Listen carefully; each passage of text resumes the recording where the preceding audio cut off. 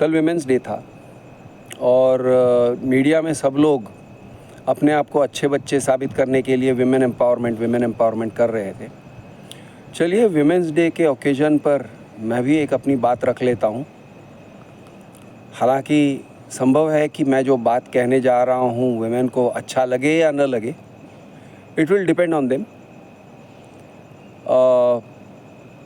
मुझे याद आता है मेरी एक काफ़ी करीबी दोस्त थी जो एक्टिविस्ट थी, और एक्टिविस्ट ही नहीं, प्रोफेशनल, यानी उसका एक अच्छा खासा प्रोफेशनल लाइफ था। She was a very empowered woman.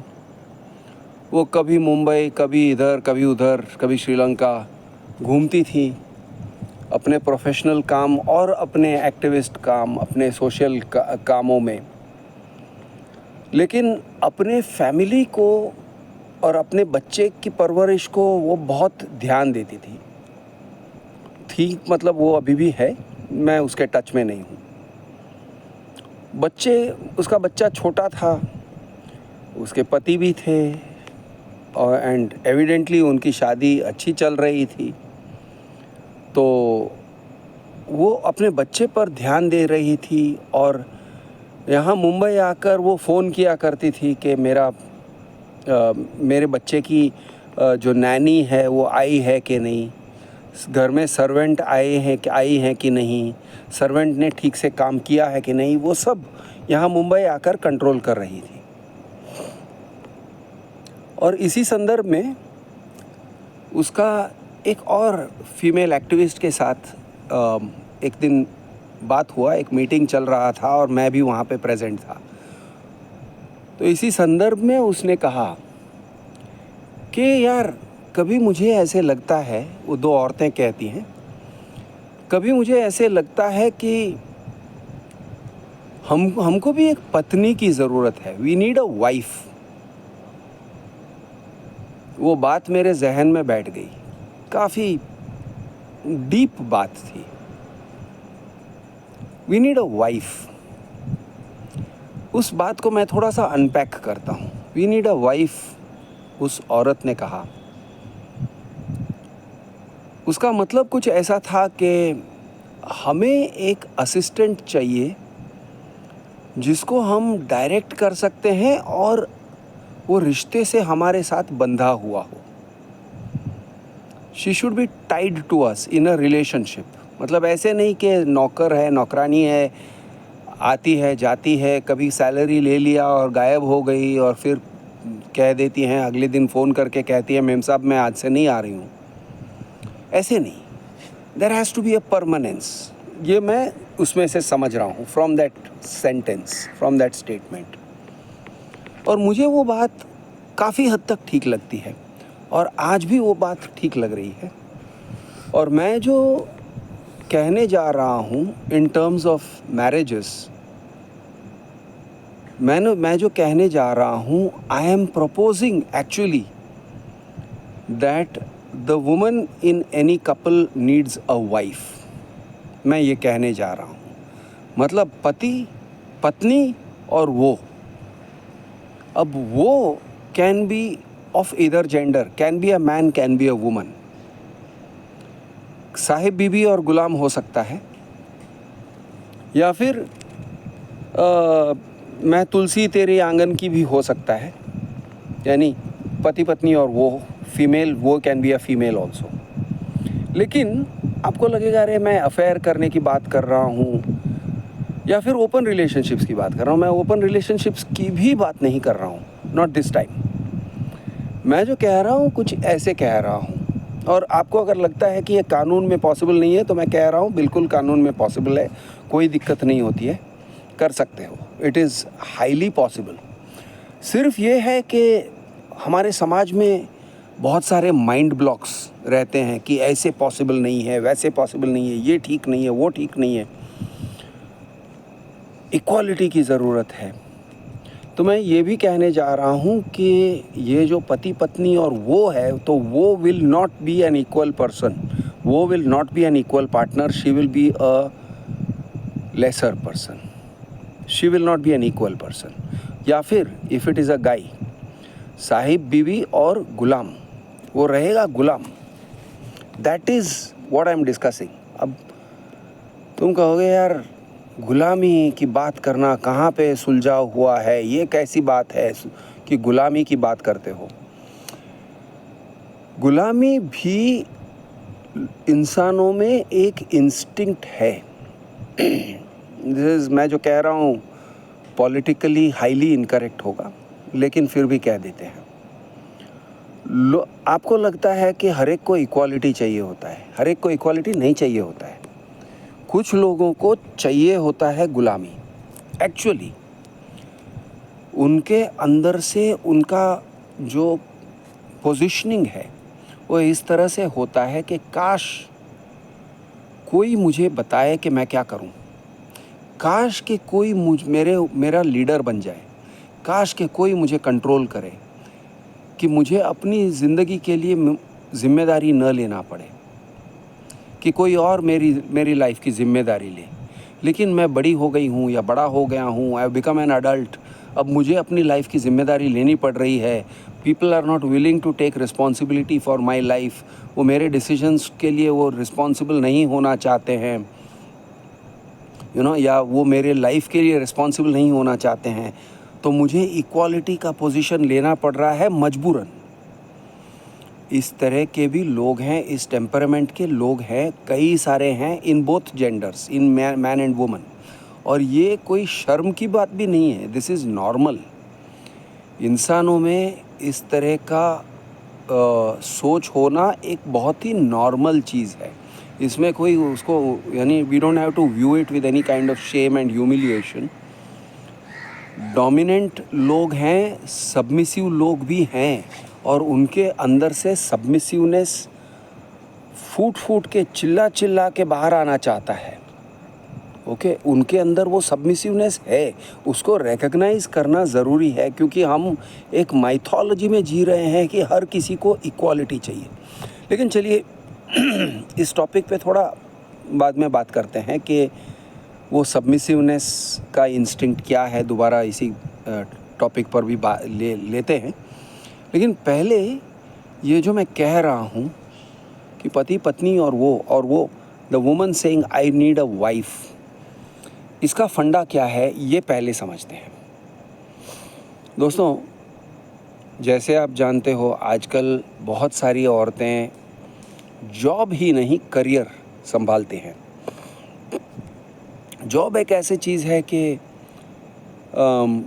It is not a very long term commitment. Job ऐसा है कि मैं पैसे कमाना चाहती हूँ, रोज़ी रोटी कमा रही हूँ घर परिवार चलाने के लिए, तो थोड़ा सा एम्पावर्ड भी फील करती हूँ जब मेरे हाथ में पैसे रहते हैं। मैं अपने ऊपर भी खर्च कर सकती हूँ, और घर में मेरी आवाज़ भी एक ज़रा मोटी रहती है कि लोगों को मेरी बात सुननी पड़ती है, क्योंकि I am a bread winner, I am a bread earner. मैं किसी के ऊपर पूरी तरह से डिपेंडेंट नहीं हूँ। तो ये एक भावना से लोग कमाते हैं। और कुछ लोगों के पास जॉब रहता है। अब जॉब रहता है, सास ससुर घर में रहते हैं, तो सासू माँ रसोई करेगी और ये जाके जॉब करती हैं। तो this is a setup which is quite stable. Joint family setup के अंदर हस्बैंड एंड वाइफ दोनों कमा रहे हैं और सास ससुर घर चला रहे हैं और बच्चों को संभाल रहे हैं। It is a stable setup. लेकिन एक अनस्टेबल सेटअप है जो आजकल काफ़ी प्रिवेलेंट है। अनस्टेबल सेटअप ऐसा है कि पति और पत्नी बाहर जाके कमाते हैं, शायद बच्चे भी हैं, और बच्चे माँ बाप के प्यार के बिना बड़े होते हैं। माँ अटेंशन देना चाहती हैं, बाप भी, पिताजी भी अटेंशन देना चाहते हैं, कभी पढ़ाई करवाते हैं वगैरह। लेकिन क्या होता है कि वो इतने अपने जॉब से एग्जॉस्टेड रहते हैं कि वो अटेंशन दे नहीं पाते हैं, एडिक्वेटली अटेंशन दे नहीं पाते हैं। और अगर बच्चों को अटेंशन देते हैं तो एक दूसरे को अटेंशन दे नहीं पाते हैं। हस्बैंड एंड वाइफ का बॉन्डिंग सफ़र होता है। और अगर हस्बैंड एंड वाइफ एक दूसरे को समय दे भी पाते हैं तो दे डोंट गेट मी टाइम। वो अकेले में, जो एकांत में उनका अपने इंटरेस्ट को नरिश करने के लिए जो टाइम चाहिए वो नहीं मिलता है। यानी कहीं ना कहीं उनको उनका कुछ ना कुछ छूट जाता है। और इसका सबसे बड़ा इम्पैक्ट पड़ता है बच्चों के ऊपर, बच्चों की परवरिश के ऊपर, क्योंकि बच्चों को समय मिलता नहीं है। सब कुछ मिलता है, समय नहीं मिलता। माँ बाप का समय नहीं मिलता। अब पिताजी का समय नहीं मिलता है, वो तो समझ में आ गया, क्योंकि बहुत पहले से ये होते आ रहा है कि हाँ, the father of the house only spends limited time, बच्चों के साथ ज़्यादा टाइम स्पेंड नहीं करते हैं। It is not good, it is necessary, father should spend time with the children, उनका एक डायरेक्ट बॉन्डिंग होना चाहिए। लेकिन चलो थोड़ा सा एक ये कह सकते हैं, ढील दे सकते हैं कि यार प्राचीन समय से ऐसे होते आ रहा है कि पिता कभी बच्चों के साथ रहते नहीं थे, लेकिन माँ तो रहती थी। माँ तो हमेशा बच्चों के लिए, she was there for the children. अब वो नहीं है। तो जो यूनिटरी फैमिलीज़ में रहते हैं, husband and wife are both going to work, और जब माँ जॉब नहीं कर रही है, करियर संभाल रही है ना, तो करियर में एक टाइप का कमिटमेंट और आ जाता है। Now this is a very empowered woman. Commitment, जब वो करियर संभाल रही है, she is not doing it like a job, वो she is an empowered woman, she is investing time, energy, focus outside the house. एक career को संभालने के लिए कुछ ज़्यादा ही फोकस करना पड़ता है, और उठते जागते खाते पीते हमको यही सोचना पड़ता है कि मैं how do I get ahead in my career. तो वो एक कंसर्न कुछ ज़्यादा ही रहता है। तो ऐसे होते हुए बच्चों को निगलेक्ट हो जाना बहुत आसान है। Now this is where the वो एंटर्स द पिक्चर, पति पत्नी और वो। अगर बच्चों की एक दूसरी माँ होती, या फॉर दैट मैटर बच्चों का एक दूसरा पिता होता, पिता एज इन, ऑब्वियसली मैं कह रहा हूँ, I am saying it that a wife can be of both genders. The woman has a wife, या the couple have a wife, तो what are they to each other? वैसे कह सकते हो husband and wife, but for the sake of the discussion मैं कहूँगा there is a man, there is a woman, there is a wife. अब wife मतलब क्या एग्जैक्टली? वाइफ मतलब वो इंसान, वो मर्द या वो औरत जिसको वो दोनों डोमिनेट करते हैं, जिसको वो एक तरीके से पालते हैं, जिसके ऊपर वो लोग छोटे छोटे कामों के लिए डिपेंड करते हैं, घर के हर काम के लिए उसके ऊपर डिपेंड करते हैं, उसको मैं कहूँगा wife. Now wife can be a man और अ वुमन। अच्छा, अब ये कहोगे इसमें एक सेक्सुअल वाइब भी रहेगा ऑब्वियसली, तो मैं कहता हूँ बिल्कुल रहेगा, 100% रहेगा, but it is not necessary that they sleep in a threesome, ऐसे नहीं है। But at the same time मैं ये भी नहीं कह रहा हूँ कि दे डोंट स्लीप टुगेदर, और the man doesn't sleep with the wife, the Ghulam doesn't sleep with the बीवी। बिल्कुल हो सकता है, ही मे स्लीप विथ द बीवी, he may give her a full body massage and he may pleasure her। तो या फिर the wife, if it is a woman, हाँ yes, the man may sleep with him, with her। तो all kind of permutation combinations are possible. लेकिन मैं जो focus कर रहा हूँ, see sex will be a minor matter. लोगों को हमेशा लगता है कि बहुत जेलसी हो जाएगा, बहुत ज़्यादा लोग जेलस रहते हैं, अगर वो औरत है तो you know husband's attention will be divided between the two women, और ये बड़ी जो औरत है, जो जिसका हाई स्टेटस है, she will feel deprived. Not necessarily, ज़रूरी नहीं है ऐसे। डिप्राइव्ड होना है तो सिर्फ हस्बैंड एंड वाइफ रहते हैं तो भी wife can feel deprived, sexually deprived, emotionally deprived.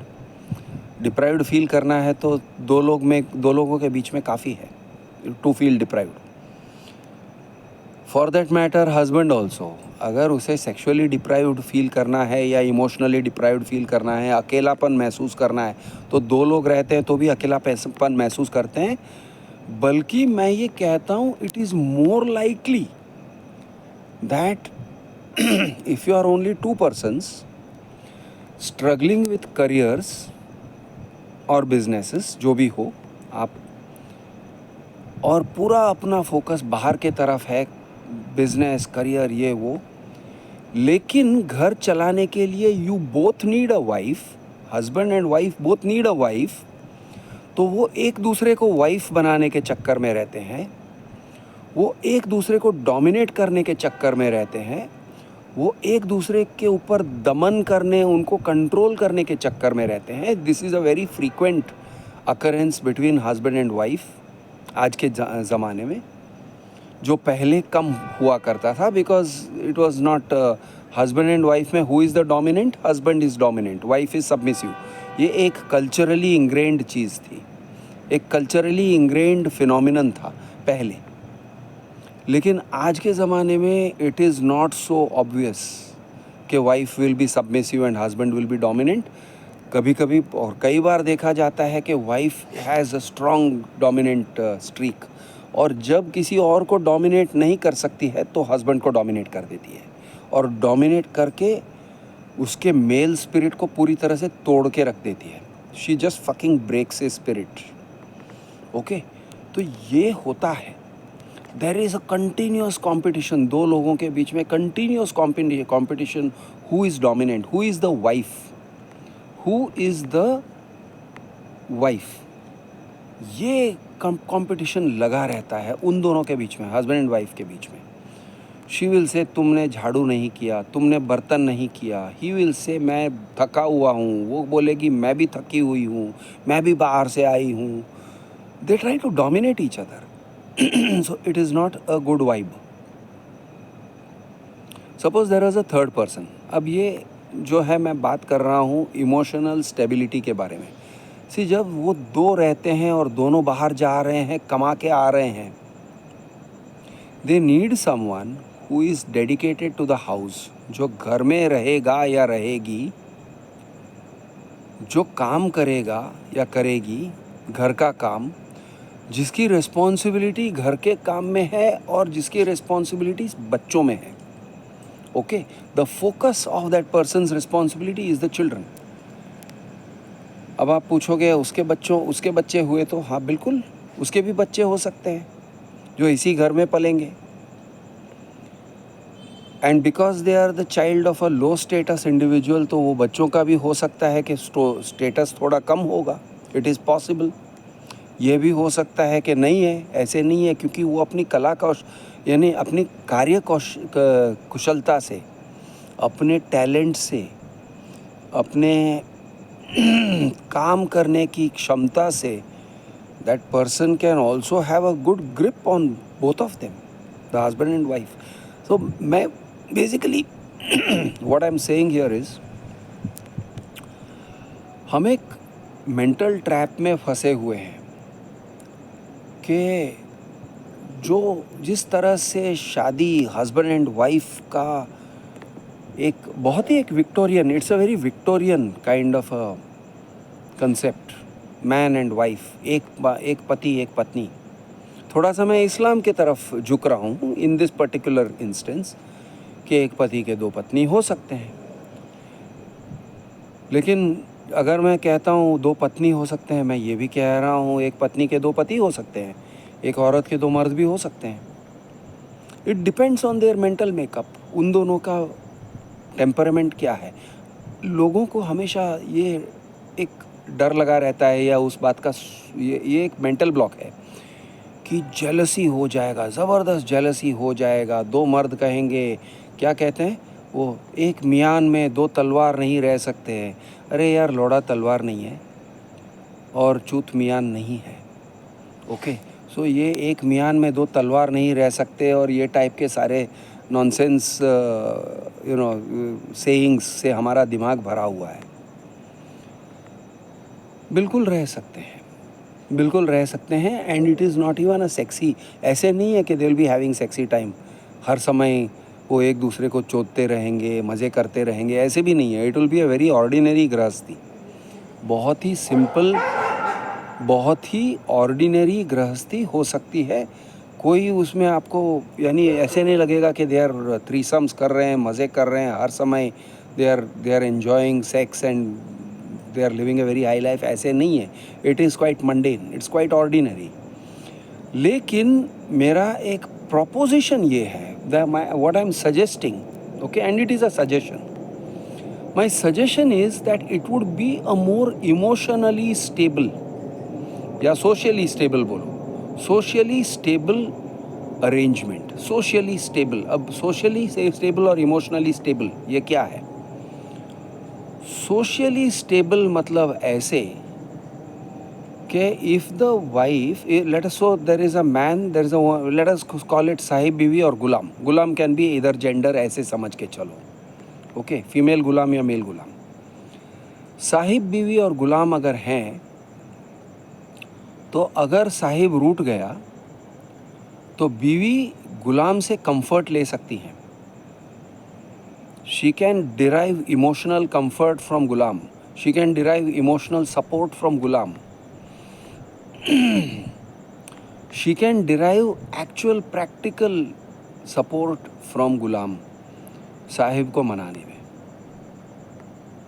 क्योंकि वो दो लोग एक होके they can balance it off. On the other side ऐसे अगर हुआ कि बीवी रूठ गई तो again Sahib and Ghulam can be a team, they can team up, as I said, इधर जेंडर. और यहाँ पे बहुत ज़्यादा जेंडर का जो सेक्सुअल वाइब है वो फीमेल है, मेल है. It need not matter all that much, it does not matter all that much. होता है थोड़ा, इट मैटर्स, एक वाइब रहता है. अगर वो गुलाम मर्द है या औरत है, a certain amount of, it will be a certain kind of, it will matter to a certain degree, but it is not an all important question, it is not a critical question. ये एक दूसरे को support दे सकते हैं, okay. और ये दोनों मिलके गुलाम से रूठ गए वगैरह है तो गुलाम तो वैसे ही सबमिसिव है, इज अ सबमिसिव पर्सन. उसका काम होता है कि भाई मना के सबको साथ में लेके चलो. It is a life position that he or she has adopted. Okay? अब आपको लगेगा ये बहुत ही पॉलिटिकल इनकरेक्ट चीज़ है कि इक्वालिटी क्यों नहीं है, वो तीनों बराबरी के लोग क्यों नहीं है. भाई बराबरी है, बराबरी है, बराबरी है. मतलब equality doesn't have to be, कैसे कहूँ, तीनों की आवाज़ इक्वली मोटी होने की ज़रूरत नहीं है ना. Each of them can have a different characteristic in the marriage. तो और कुछ लोग जो रहते हैं ना, देखने में सबमिसिव रहते हैं, उनके बिहेवियर में सबमिसिव रहते हैं, लेकिन आप ओवरऑल पिक्चर देखोगे तो आपको पता चलेगा यार वो कंट्रोल करते हैं, बहुत कंट्रोल करते हैं. They can easily control the other two. नीचे से ऊपर वालों को कंट्रोल करना भी एक पॉसिबिलिटी रहता है इन सोशल सिचुएशंस. तो लेकिन मैं इस चीज़ को, इस अरेंजमेंट को, I am calling it a more, या I am suggesting that it is a more stable kind of a equilibrium versus husband and wife, जहाँ पे दोनों करियर पे कॉन्सेंट्रेट कर रहे हैं. एंड देयर, और इवन फॉर दैट, चलो एक और सिनेरियो ले लेते हैं, वो करियर नहीं है. Wife is there at home, she is at home, but she needs a wife. वो घर में अकेले रहती हैं, बच्चे लोग हैं, लेकिन बच्चे लोग आखिर बच्चे हैं. तो एक रिलेशनशिप बनता है between women of the house, एक रिलेशनशिप बनता है. देरानी जेठानी ये टाइप के सिचुएशंस होते हैं, ननद ये सब टाइप के सिचुएशंस होते हैं, ये सब जॉइंट फैमिलीज़ में होते हैं. And it is a very stable relationship. उन लोगों का एक काफ़ी स्ट्रॉन्ग रिलेशनशिप हो जाता है. In the same way a wife, a senior wife and a junior wife का भी रिलेशनशिप तो बन ही सकता है ना. या फिर a wife and a man servant. अब I am calling it man servant, kind of a servant, kind of servant with benefits, maybe benefits, may not be benefits, it depends. लेकिन अगर बेनिफिट्स भी हुआ, अगर sexual भी हुआ, तो भी you can visualize, for example, a guy who goes to Saudi Arabia and leaves this guy, his wife and a manservant in the house. It's a more stable kind of a working arrangement. As for child rearing, कितने बच्चे होंगे, कौन से बच्चे होंगे, किसके बच्चे होंगे, कौन बच्चा पैदा करेगा, it is open. It's a question that is open. लेकिन I am suggesting, okay, कि there is a way of living which is different from our way of living. हम जिस चीज़ को कह रहे हैं कि हमें ऐसे ही जीना चाहिए. अच्छा, एक और सवाल का जवाब दे देते हैं. Let us try to answer a few questions. Do they have to live in the same house? Not necessarily. Not necessarily. हो सकता है कि जो मेन कपल साहिब और बीवी हैं वो एक ही घर में रहते हैं और गुलाम जो है वो उस घर में नहीं रहता है, वो एक बाजू के घर में रहता है जो छोटा है. Now why would this be the case? Legal problems avoid हो जाते हैं. आपको लीगल प्रॉब्लम्स नहीं चाहिए ना कि ये कौन है, ये औरत इनके साथ में रहती है, कैसे रहती है, किस हिसाब से रहती है. ठीक है, एक बाजू के घर में रह रही है, she is living in a rented house. ये दोनों ओनरशिप हाउस में रह रहे हैं, रेंट, उस घर का रेंट वो पे कर रहे हैं. ये दोनों husband and wife are paying, the couple is paying for the rent of this woman to live in the next house. Is it a permanent arrangement? मैं आर्ग्यू करता हूँ कि it can be and should be at least a semi-permanent arrangement, क्योंकि अगर it is not just a servant with benefits kind of an arrangement, it should be a wife kind of a thing. एक semi-permanency होना चाहिए. लेकिन permanent it depends. नहीं suit हुआ चली गई, या चला गया नहीं सूट हुआ, भाई नहीं मैच हो रहा है यार, उन दोनों का नहीं बनता है तो उनके साथ नहीं बनता है, that person leaves. बनता है तो सालों साल रहेंगे, 10 साल के लिए रहेंगे, 20 साल के रहेंगे, उसके बाद क्या, उसके बाद देखा जाएगा. So this is a way in which it is possible to live. अब इसमें लीगल कॉम्प्लिकेशंस क्या हो सकते हैं? वो जाके मॉलेस्टेशन का कंप्लेंट दे देगी या किसी टाइप का सेक्सुअल हैरेसमेंट का कंप्लेंट देगी. वो तो anybody can give a complaint यार. वो तो कोई सर्वेंट भी कंप्लेंट दे सकती है, देना है कोई भी कंप्लेंट दे सकता है. But if there is a stake holder और एक टाइप का सोशल रिकग्निशन हो. अब सोशल रिकग्निशन की बात आती है तो वन मोर क्वेश्चन अराइजेस कि यार ये टाइप के रिलेशनशिप को समाज रिकग्नाइज नहीं करता. समाज को हम बनाते हैं यार, समाज को हम लोग ही बना रहे हैं. वैसे देखने जाएंगे तो हेमा मालिनी को कोई रिजेक्ट भी तो नहीं कर रहा है. Hema Malini, Dharmendra and his previous wife Prakash, they have, it's not a Sahib बीवी और Ghulam relationship, but it is they are a throuple, no, they are not a couple, they are a throuple. और एक एग्जाम्पल देता हूँ, Jayaprada, her husband Shrikant Nahata, and Shrikant Nahata is married to another woman also. Jayaprada is married to him, another woman is also married to him, right? और कोई उसके बारे में बोल ही नहीं रहा है. Nobody thinks it's a bad thing. They are both very powerful, influential people. तो समाज ऐसी चीज़ है ना कि समाज को आप बहुत ज़्यादा भाव नहीं दोगे तो समाज फॉल्स इन टू प्लेस. समाज आपको डोमिनेट नहीं करता है. समाज थोड़ा चिक चिक करके फिर चुप हो जाता है. दिस इज़ समाज, दिस इज़ सोसाइटी. तो समाज को उतना भी सीरियसली मत ले लो कि अरे समाज क्या कहेगी, लोग क्या कहेंगे. उतना भी हमें, we should not be that much concerned. Concern होना चाहिए, a healthy amount of concern is good, but not too much concern. जैसे जैसे ये टाइप के रिलेशनशिप्स, अनऑर्थोडॉक्स रिलेशनशिप्स, और इसको मेन स्ट्रीम भी कर सकते हैं, this can become a main stream thing. जैसे जैसे ये रिलेशनशिप्स कॉमन होने लगेंगे, अगर ऐसे हुआ तो वैसे समाज में ये रिलेशनशिप रिकग्नाइज हो जाएगा कि हाँ ये बात है. ऐसा है. I know people who have one guy married to 2 women in my own neighbourhood. शायद एक से ज़्यादा हैं, रह रहे हैं. कोई क्रिटिसाइज़ नहीं करता है, कभी मेंशन करते हैं, कभी नौबत आती है तो कोई मेंशन करता है. और जो लोग रह रहे हैं ऐसे सीना चौड़ा करके ही चल रहे हैं. They are not ashamed of it.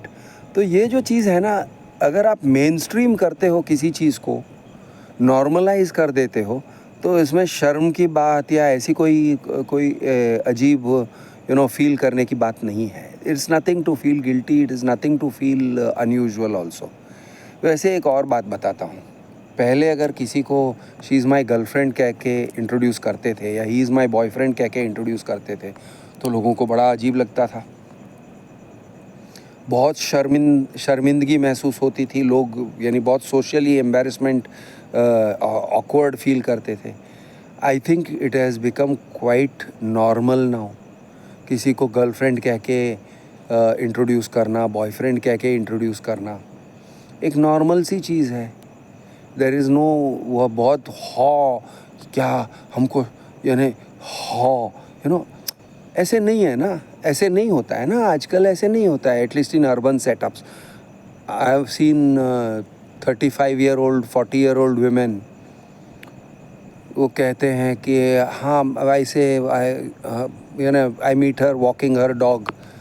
तो वो मिलती हैं, हाय, उनसे बात होती है. फिर मैं कहता हूँ अच्छा उस दिन कोई और आपके डॉग को चला रहा था. शी सेज या it was my boyfriend. 35-40-year-old woman, या माय बॉयफ्रेंड कह सकते हैं ना. क्या कौन सी बुरी बात है उसमें. तो आजकल जो है रिलेशनशिप्स और समाज फ्लेक्सिबल हो गया है.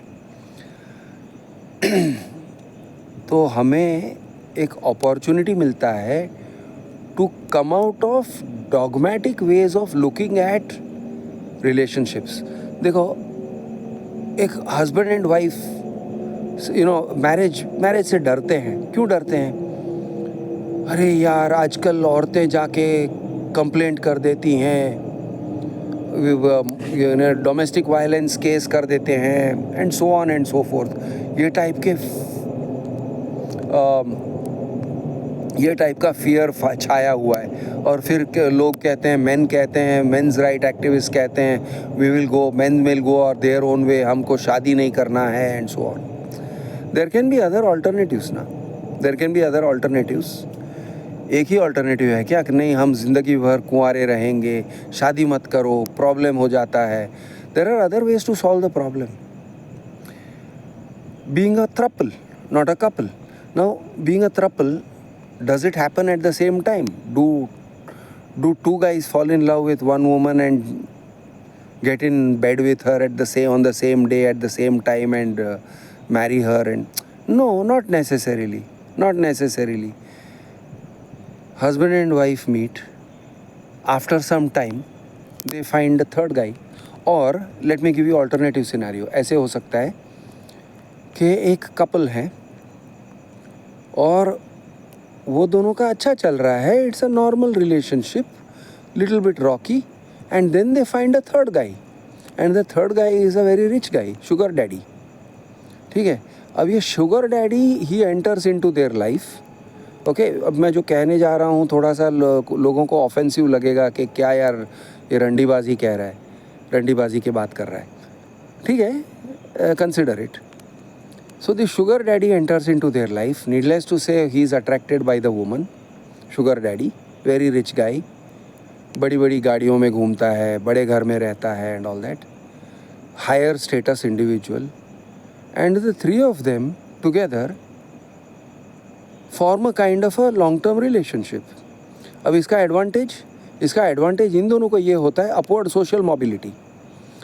ये दोनों जो हैं, दोनों बहुत मिडिल क्लास हैं, बहुत नॉर्मल मिडिल क्लास हैं.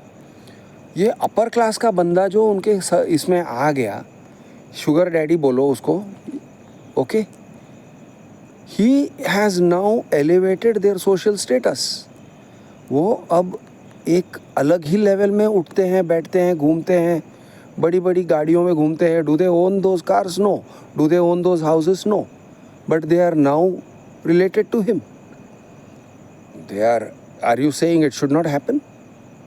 He is also satisfied. उसकी पहली शादी हो गई होगी और पहले जो शादी हुई थी he was not satisfied with his wife.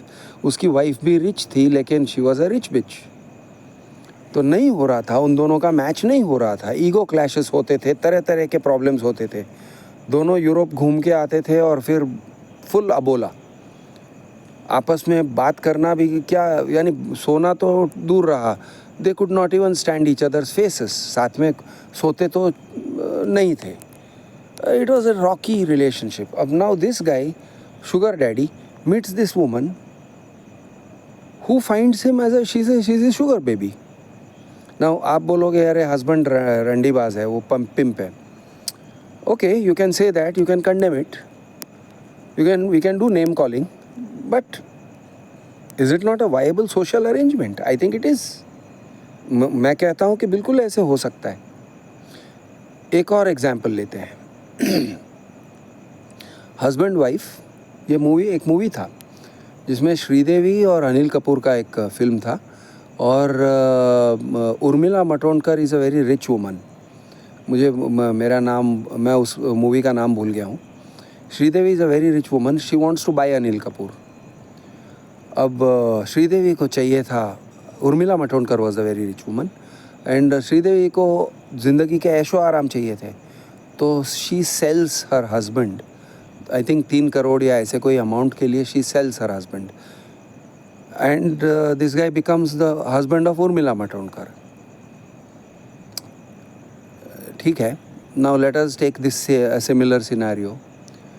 You have a woman, she's a sugar mommy. उसका रिलेशनशिप हस्बैंड के साथ है. Otherwise you have a middle class couple के साथ एक रिलेशनशिप हो जाता है, and mainly with the man. Now they have become upwardly mobile. Now they will enjoy the wealth that the rich woman enjoys. वो बड़ी गाड़ियों में घूमेंगे, वो ऊंचे सर्कल्स में रहेंगे. They have become upwardly mobile. World of opportunity opens up to them. Occupationally, business wise, socially. आप सोचो, can it not happen? And is it wrong? Should it not happen?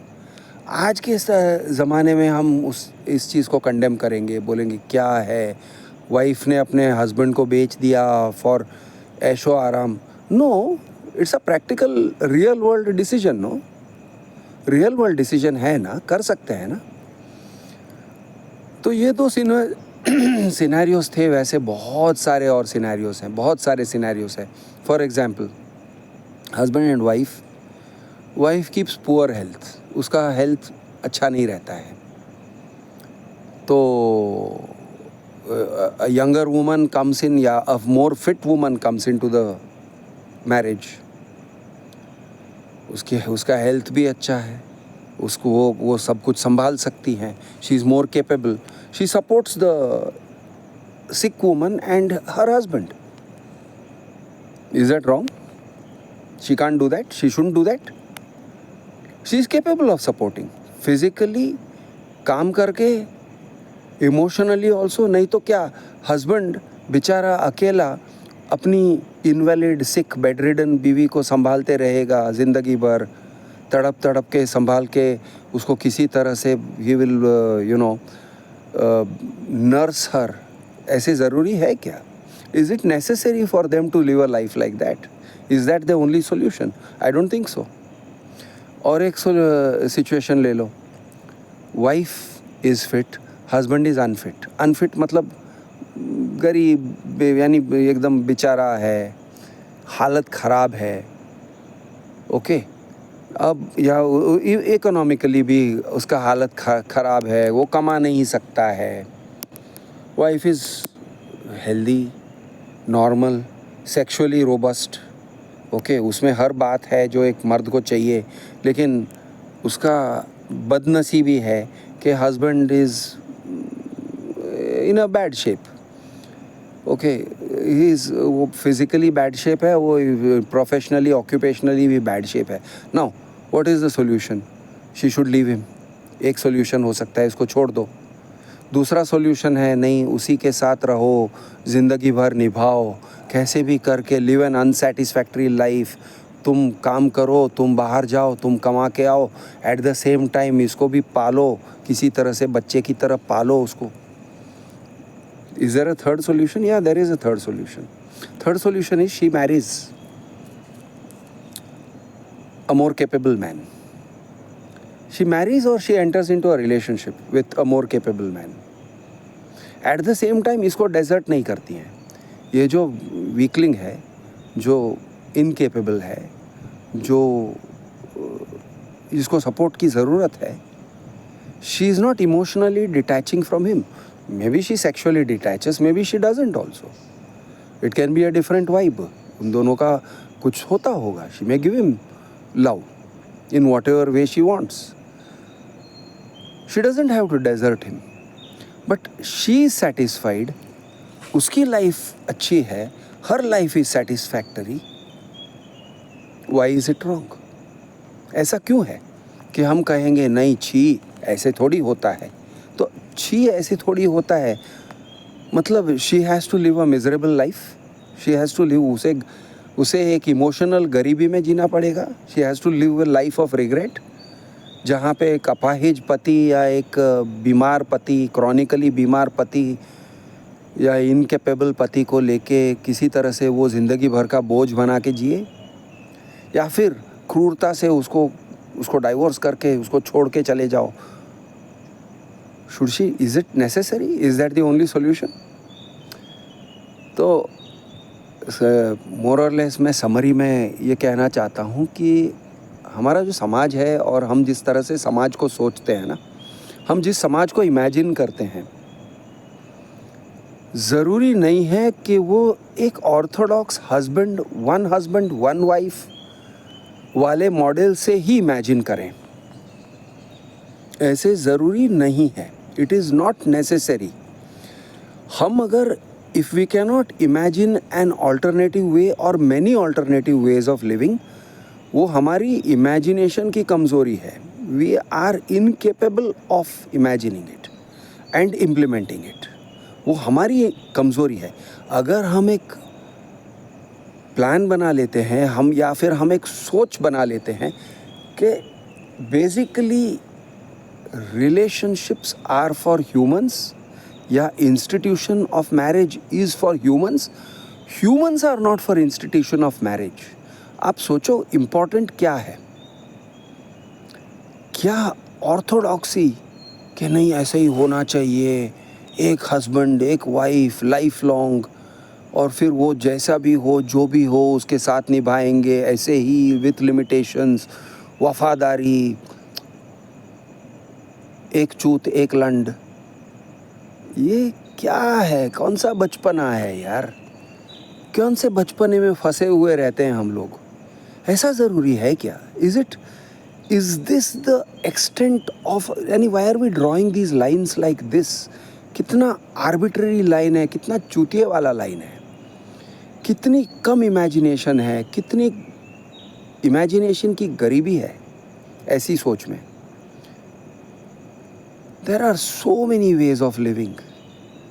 मैंने तो सिर्फ आज एक पर्टिकुलर वे ऑफ लिविंग पे focus किया है, वैसे बहुत सारे हैं, लेकिन एक पर्टिकुलर वे पे मैंने इसलिए फोकस किया क्योंकि even assuming it is not an open marriage, मैं ओपन मैरिज की तो बात कर चुका हूँ और कई बार मैं ये सब मैं बात कर चुका हूँ।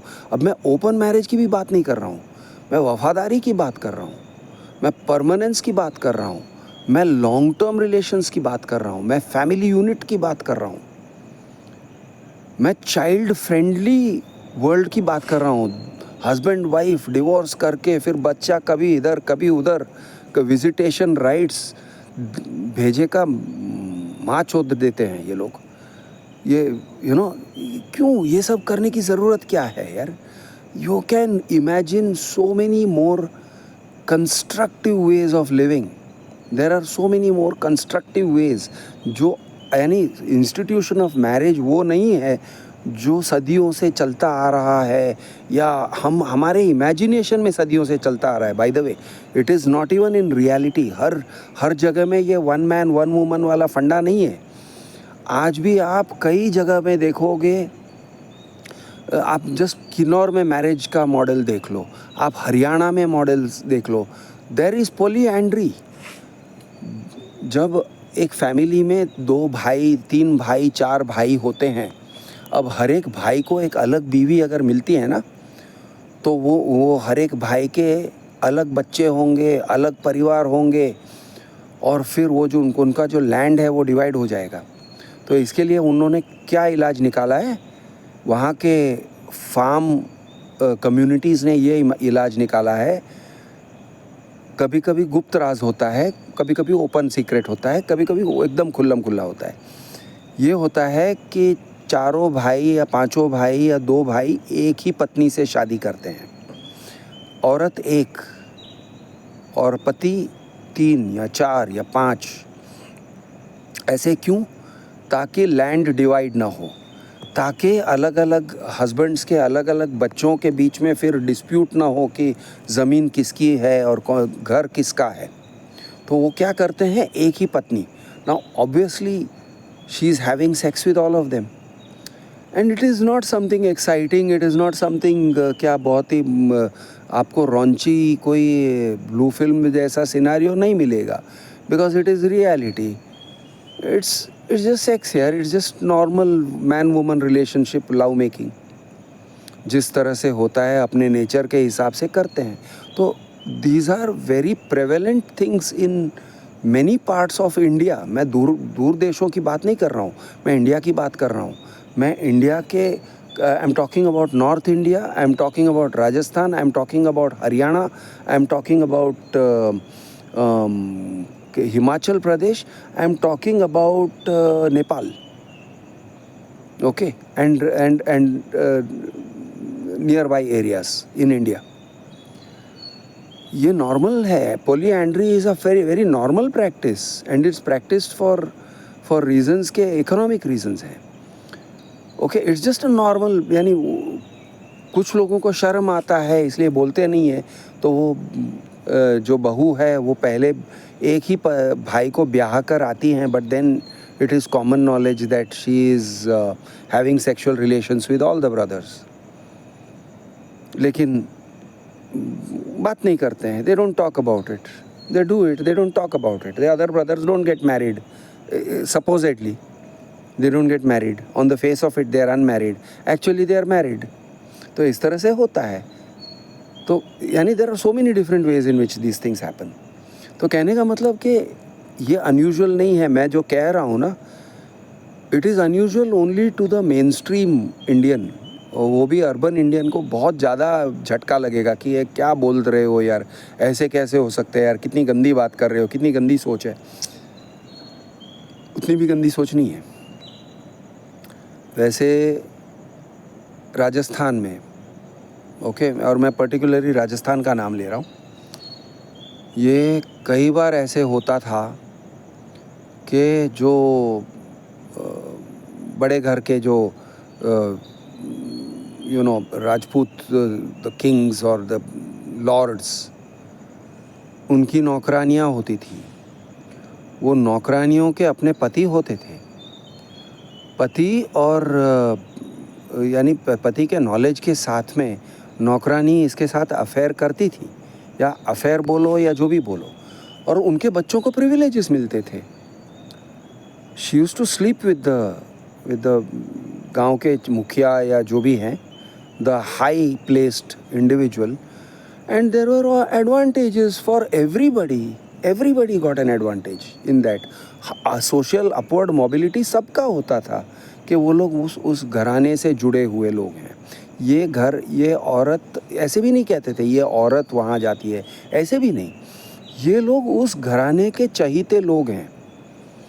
ये लोग उस घर के साथ जुड़े हुए हैं, बड़े घर के साथ जुड़े हुए हैं. इनके साथ छेड़छाड़ मत करना, इनके साथ झगड़ा मत करना, नहीं तो गांव के मुखिया आके उनके लोगों को भेजेंगे कि तुम्हारा सर फोड़ दे. ओके, वो कुछ लूजली मत बोलो इस औरत के बारे में या किसी के भी बारे में, इनके बच्चों के बारे में। अब कुछ बच्चे इस हस्बैंड के होते थे, कुछ बच्चे अपने रिच हस्बैंड के होते थे। So everybody is happy. It's a क्या बोलते हैं, it's just a way of life. It's just a way of life. आज हम उन चीज़ों को जज करते हैं, कहते हैं अरे ये कैसा ककोल्ड था, कैसा कक था। I will ask you a question, are you saying that इसको गरीबी में ही जीना चाहिए? सेल्फ रिस्पेक्टिंग, हाँ, लेकिन गरीबी में जियो। या फिर they have a way for upward mobility, नहीं होना चाहिए? Are you saying it should not be done? As for the वो जो गांव का मुखिया पावर को मैनिफेस्ट कैसे करते हो? What are the ways to manifest power? One of the ways to manifest power is sex. It's just a fucking fact.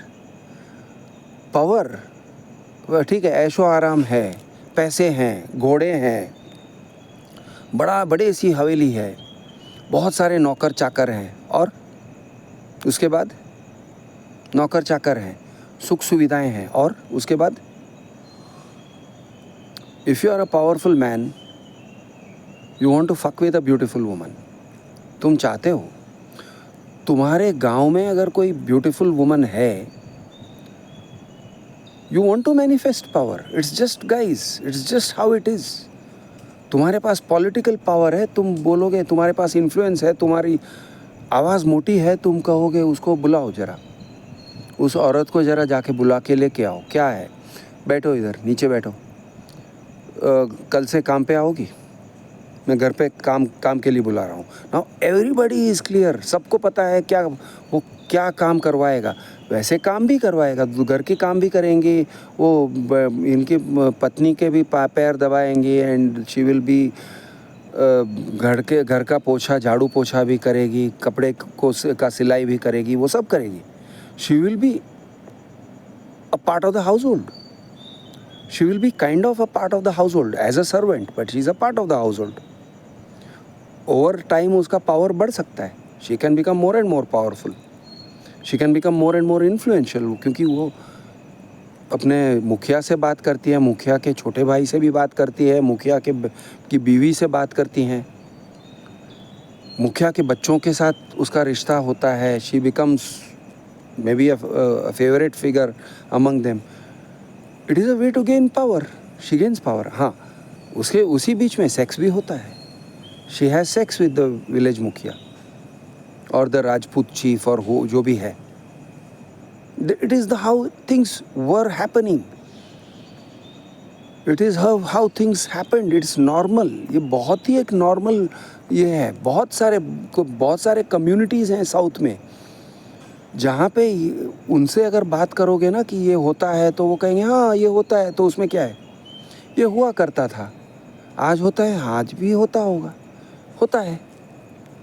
It is normal. So what I am trying to say here is, I hope I am making the point. Hopefully लोगों को समझ में आ रहा है. हम जिस binary में फंसे हुए हैं ना, हम एक बाइनरी थॉट में फंसे हुए हैं कि शादी मतलब ऐसा ही होना चाहिए, यही एक मॉडल है, one man one woman, they fuck each other, और कोई नहीं. और अगर उन दोनों की नहीं बनती है तो फिर divorce is the only way, या एक बहुत ही bitter marriage is the only way forward. Finished there. वो बंद डब्बा है. Matter is closed. इससे ज़्यादा कुछ भी नहीं कर सकते हैं. That is finished. तो ये टाइप का एक माइंडसेट है हमारा. मैं उस माइंडसेट को क्वेश्चन कर रहा हूँ कि भाई ऐसा नहीं है. You got only one life. एक ही ज़िंदगी है, ज़िंदगी ना मिलेगी दोबारा. एक ही जवानी है, जवानी भी दोबारा नहीं मिलेगी. अब क्या आप समाज के दबाव में, समाज से डर के रहोगे? समाज में आर्बिट्ररीली सीमाएं बनाई गई हैं आपके लिए. आर्बिट्ररी हैं ये सीमाएं, मीनिंगलेस भी हैं. कुछ सीमाएं ऐसी हैं कि वो आप उसके डर से जी रहे हो, लेकिन उसको एनफोर्स करने वाला, उस सीमा को एनफोर्स करने वाला कोई नहीं है। The enforcement is very ineffective. लेकिन आप उस सीमा से डरते हो, आप कहते हो नहीं लोग मुझे जज करेंगे, मैं कैसे इस तरह से जीऊँ, लोग मुझे जज करेंगे। आप जज होने से डरते हो। और जो लोग काम करते हैं वो कर गुजर जाते हैं, वो किसी से डरते नहीं है, लेकिन आप डरते हो, नहीं यार ऐसा, यार ये नहीं, यार ऐसे नहीं होना चाहिए, वो नहीं होना चाहिए, लोग क्या कहेंगे, लोग कहेंगे। हाँ, कितनी बुरी बात है, कितनी गंदी बात है, ऐसे कहेंगे लोग। इन चीज़ों से डरे रहते हैं। तो what I am trying to say is, you got one life. तुम्हारे पास एक जवानी है, एक ज़िंदगी है। Try to find completeness in whatever way you can. Be creative. एक ऑर्थोडॉक्स चीज़, एक कंसेप्ट, एक घिसे पिटे इंस्टीट्यूशन ऑफ मैरिज, उसके रूल सेट को हमने पूरा इंटरनलाइज कर लिया है। ज़रूरी नहीं है, it is not necessary. You can look beyond that, you can think beyond that. मैंने जो भी पॉसिबिलिटीज़ कहे, इससे बहुत आगे निकल के बहुत सारे पॉसिबिलिटीज़ हैं। ज़िंदगी एक बंद डब्बा नहीं है, मैरिज भी एक बंद डब्बा नहीं है। You can look beyond that. थोड़ा सा डेयरिंग करना पड़ेगा, ये बात सही है, थोड़ा सा डेयरिंग तो करना ही पड़ेगा। लेकिन डेयरिंग करोगे तो ऐसे नहीं है कि समाज में से तुमको बहिष्कार कर देंगे, तुमको देश निकाला दिया जाएगा, तुमको यू विल बी रिजेक्टेड। ऐसे कुछ भी नहीं है, ऐसे कुछ भी नहीं है। There are no major consequences for most of these things. ये मैं आपको कह सकता हूँ कि थोड़ा तसल्ली दे सकता हूँ। 90% of the times there are no major consequences. थोड़े बहुत अगर मेजर कॉन्सिक्वेंसेस होते हैं तो आपके रास्ते भी निकल आएंगे। यानी आप कुछ प्लान करते हो, कुछ सोचते हो, कुछ करते हो ना, तो रास्ते भी निकल आते हैं, तरीके भी निकल आते हैं, तौर तरीके निकल आते हैं इसमें से, इसको लेके जीने के लिए। There are ways of doing it. यानी वो कहते हैं ना, दुनिया झुकती है, झुकाने वाला चाहिए। तो ऐसी बात है। चलिए, आज के लिए इतना ही। शुभ रात्रि, गुड नाइट, शबा खैर। कल फिर मिलेंगे।